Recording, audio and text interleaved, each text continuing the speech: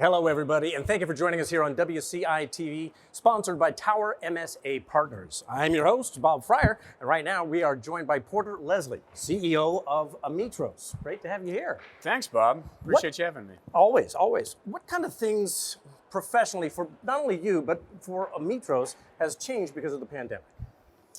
Well, first off, I'm just happy to be here in person. Right. It's been a couple of years, so it's great to see clients and partners. Yeah.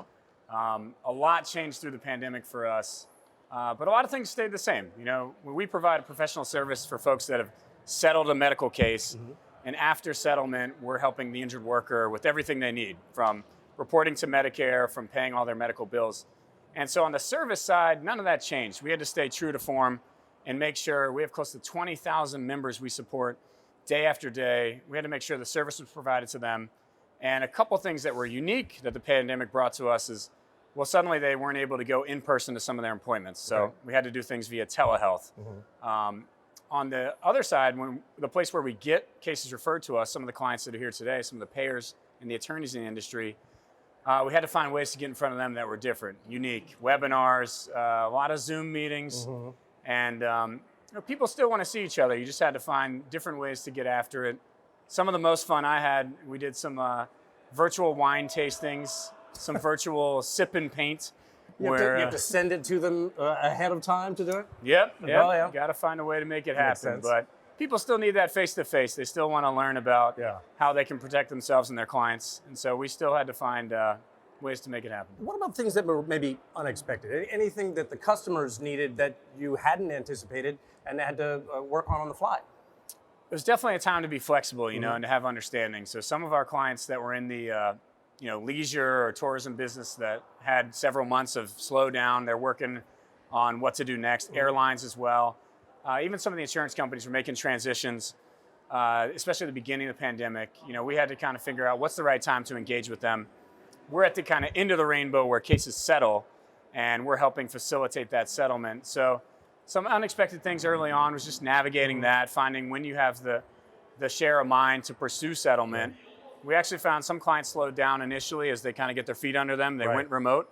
But other clients said, hey, this is a great opportunity. There's a lot of injured workers out there that, you know, right now would really love to settle their case. They'd like to move on from comp. They could use a little extra cash in their pocket. So that was unexpected to the good side too. And some of the other industries that were booming, like distribution or trucking, they couldn't hire enough workers. They had a lot of claims and they're trying to settle a lot of cases. So it's a bit of a balance. We had to try to read every client on what was the right fit. You know, just through necessity, and you actually mentioned a few of them, the pandemic forced companies to change the way that they operate, how they do things. You mentioned webinars, wine tasting, virtual wine tasting, but people working from home, are any of those changes going to remain permanent? Because you might go, hey, you know what? This works a heck of a lot better.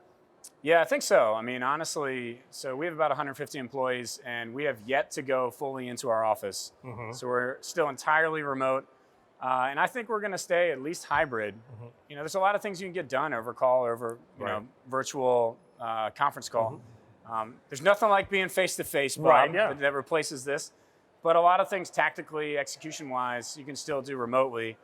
What we use the time for on our end, we invested a lot in our platform. We found that the injured workers that we work with wanted to hear more from us via text message.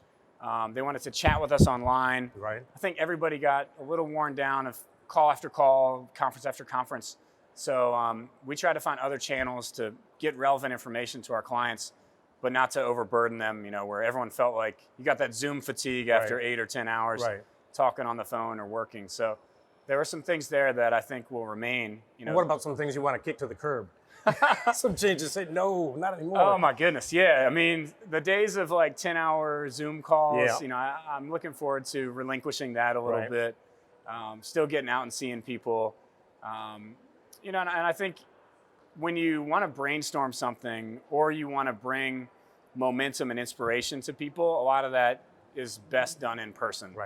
And so cultural, tasks or initiatives you're trying to push as a company, just clients getting to know how you are personally. I think that's got to be face-to-face, and I know our team's excited to get back. Human contact goes a long way for sure. And speaking of, Porter Leslie, thank you for Bob, joining us right here on. Thanks so much, and appreciate the time, appreciate the partnership absolutely. with Tower, and excited for the conference. And we are going to have a lot more interviews right here on WCI-TV, brought to you by Tower MSA Partners. I, again, your host, Bob Fryer.